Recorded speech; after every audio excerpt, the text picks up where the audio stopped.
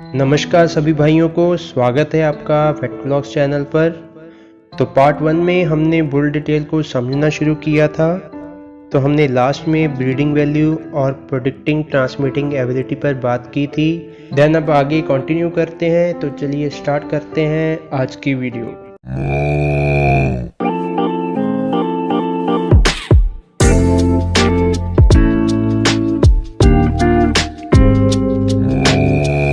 Then आगे लिखा है 99% आर का मतलब है रिलायबिलिटी, मतलब ये डाटा कितना रिलायबल है, आप इस पर कितना यकीन कर सकते हैं। तो ये जितनी रिलायबिलिटी ज़्यादा होगी उतनी अच्छी है। ये रिलायबिलिटी आती है कि बुल का डाटा कौन से सोर्स से आया है।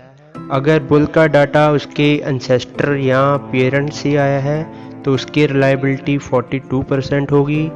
अगर बुल का डाटा जीनोमिक टेस्टिंग से आया है तो उसकी रिलायबिलिटी 65% होगी। अगर बुल का data parents, genomics and 300 plus daughter से आया है तो उसकी रिलायबिलिटी 99% होगी। रिलायबिलिटी जितनी ज़्यादा होगी उतना अच्छा रहेगा, क्योंकि उतना वेरिएशन कम रहेगा। जैसे ये रिलायबिलिटी का डाटा है, इसमें 30% से 99% रिलायबिलिटी शो की है। फॉर एग्ज़ाम्पल, अगर हमारे पास production of bull with PTA 500 kilogram है एंड उसकी रिलायबिलिटी 50% है, तो इसकी वेरिएशन प्लस माइनस 470 किलो हो सकती है। तो आगे ये लो टू लो 30 किलो भी आ सकता है और हाई टू हाई 970 किलो भी आ सकता है। अगर रिलायबिलिटी 99% है तो इसकी वेरिएशन प्लस माइनस 66 किलो हो सकती है। तो आगे ये low to low 434 kilo and high to high 565 kilo आ सकती है, मतलब इसमें वेरिएशन कम है। देन आगे फ़ैट का डाटा दिया है। ये फ़ैट 305 दिनों की दी हुई है। ये बेस से प्लस 78 है। प्रोटीन देखें तो इसकी प्लस 73 है। फ़ैट की परसेंटेज देखें तो इसकी माइनस 0.04% है एंड प्रोटीन की 0.0%, मतलब कोई इम्प्रूवमेंट नहीं है। मिल्क, फैट एंड प्रोटीन तीनों 305 दिनों की दी हुई है। तो नेक्स्ट जो पैरामीटर्स हैं वो है हेल्थ पैरामीटर्स। वो है SCS, मतलब सोमैटिक सेल स्कोर। ये बहुत इम्पोर्टेंट पैरामीटर है फार्म के लिए। अगर आप अपने फार्म पे मास्टाइटिस के इशू को कम करना चाहते हो तो आपको ये वैल्यू देखना बहुत ज़रूरी है।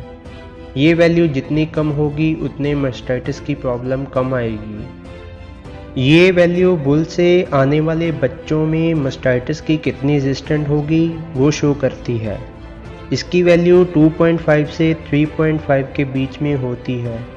अगर आपके फार्म में मास्टाइटिस के इशू आते हैं तो आप जितना हो सके 3 से कम वैल्यू वाला बुल सेलेक्ट करें। मोस्टली जो यूरोपियन बुल्स होते हैं, एग्जांपल डेनमार्क, जर्मनी, वाइकिंग, इनका सोमैटिक सेल स्कोर 3 से कम होता है। नेक्स्ट है PL, मतलब प्रोडक्टिव लाइफ। ये वैल्यू मंथ के अंदर होती है। इसका मतलब है बुल की डॉटर्स कितनी देर प्रोडक्टिव रहेगी। ये बेस वैल्यू से प्लस 4.1 मंथ ज़्यादा प्रोडक्टिव रहेगी। ये वैल्यू जितना ज़्यादा होगी उतनी देर एनिमल फार्म में प्रोडक्शन में रहेगा। नेक्स्ट जो पैरामीटर है ये फर्टिलिटी या प्रेगनेंसी को शो करते हैं। अगर आपके फार्म पर एनिमल रिपीट करते हैं तो आप ये 3 पैरामीटर ध्यान से देखें, क्योंकि रिपीटेड प्रॉब्लम बहुत से फार्म में देखने को मिलती है। तो पहला है DPR, मतलब डॉटर प्रेगनेंसी रेट। ये आगे आने वाली डॉटर्स की फर्टिलिटी को शो करता है।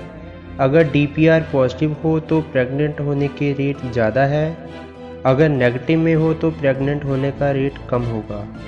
इसमें जो काऊ बच्चा देने के बाद कितनी जल्दी हीट में वापस आएगी और उसका कंसेप्शन रेट कैसा रहेगा ये इसको शो कर। उसकी वैल्यू -3 to +3 वेरी करती है। अगर बुल का DPR +1 है तो इसका मतलब है इसकी डॉटर्स 4 दिन पहले प्रेग्नेंट होगी दूसरे बुल से जिनकी DPR 0 है। तो जैसे इस बुल की DPR नेगेटिव में है तो ये बुल फर्टिलिटी इशू को हल नहीं कर पाएगा। तो अगर आपके फार्म में फर्टिलिटी इशू है तो आप पॉजिटिव वैल्यू वाला बुल ही सिलेक्ट करें। नेक्स्ट है HCR मतलब हीफर कंसेप्शन रेट, आने वाली हीफर के प्रेग्नेंट होने को शो करता है। नेक्स्ट है CCR मतलब काउ कंसेप्शन रेट, दूध देने वाले एनिमल के प्रेग्नेंट होने को शो करता है। ये भी जितनी वैल्यू पॉजिटिव में होगी उतनी नेक्स्ट है जेस्टेशन लेंथ, ये इंसेमिनेशन से लेकर काविंग तक का पीरियड होता है। ये बेसिकली डेज में होती है। वैसे तो ऑन एन एवरेज ये 282 टू 283 डेज़ होते हैं HF के लिए। ये कम हो तो सबसे बेस्ट है। यहाँ -1 का मतलब है ये एवरेज डे से एक दिन पहले बच्चा देगी। नेक्स्ट है फर्टिलिटी इंडेक्स, ये 3 पैरामीटर मतलब DPR, CCR एंड SCR को मिलाकर बनी है। इसमें DPR का 64%, CCR का 18% एंड SCR का 18% होता है। इसको मिलाकर एक फार्मूला बनाया गया है जिससे ये वैल्यू निकलती है। ये जितना पॉजिटिव में होगा उतना अच्छा है।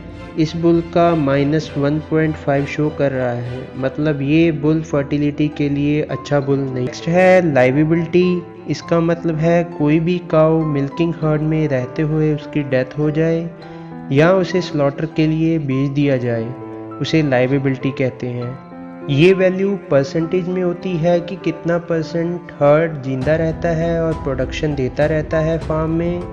यहाँ अगर बुल की लाइवेबिलिटी को देखा जाए तो ये नेगेटिव में है, जो कि पॉजिटिव में होनी चाहिए, वो फार्म के लिए बेस्ट है। देन नेक्स्ट है मेस्टाइटिस, यहाँ पर मेस्टाइटिस दिया है पर कई जगह पर metritis, ketosis, or placenta, milk fever भी दिया जाता है। ये पैरामीटर शो करता है कि इस बुल से आने वाली डॉटर इस बीमारी को कितना सस्टेन करेगी।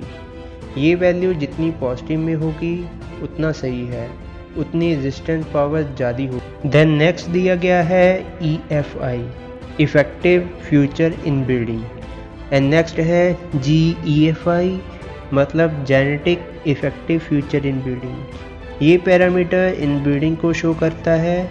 ये वैल्यू 10 से नीचे हो उतनी सही है। देन इससे नीचे ये जो डाटा है, ये डाटा इस बुल की डॉटर्स का डाटा है।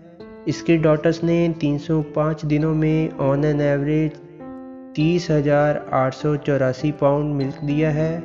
अगर इसे लीटर में निकाले तो ये बन जाता है 14,038 litre, 3.9% fat, 1193 pound fat, 3.1% protein, 970 pound. ये डाटा 3636 डॉटर्स 241 हर्ट से लिया गया है और 95% डाटा USA से आया है।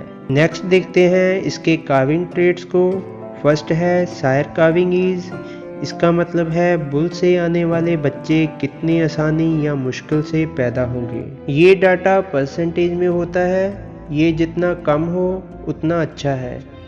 यहाँ पर 2.3% दिया है, मतलब 2.3% बच्चे मुश्किल से पैदा होते हैं 100 में से। पहले इसकी बेस 8% थी, पर 2020 के बाद इसकी बेस 2.2% कर दी है, मतलब 2.2% होनी चाहिए या इससे कम होनी चाहिए। हीफर्स में आप 2.2% या इससे कम सायर काविंग ईज वाला बुल सेलेक्ट करें। काउस में 2.2% से ऊपर वाला भी बुल सेलेक्ट कर सकते हैं। देन नेक्स्ट लिखा है 99% रिलायबिलिटी, एंड नेक्स्ट है ऑब्जर्वेशन कि ये डाटा कितने एनिमल से लिया गया है। देन सेकंड है डॉटर काविंग ईज, बुल की जो डॉटर आएंगी उनमें से कितनी काविंग इजी रहेगी और कितनी डिफ़िकल्ट रहेगी। ये वैल्यू भी परसेंटेज में होती है। इसकी पहले बेस वैल्यू 8.5% थी, जो 2020 के बाद 2.7% कर दी है। ये वैल्यू भी 2.7 से जितनी कम हो उतनी सही है। थर्ड है सायर स्टिल बर्थ, इसका मतलब है बुल के कितने बच्चे मरे हुए पैदा होंगे या पैदा होने के 48 घंटे के अंदर मर जाएंगे। ये परसेंटेज जितनी कम होगी उतनी अच्छी है। फोर्थ है डॉटर स्टिल बर्थ। बुल से आने वाली डॉटर्स के अंदर कितने बच्चे मरे हुए पैदा होंगे या पैदा होने के 48 घंटे के अंदर मर जाएंगे। ये सभी परसेंटेज जितनी कम होगी उतना फार्म के लिए अच्छा है।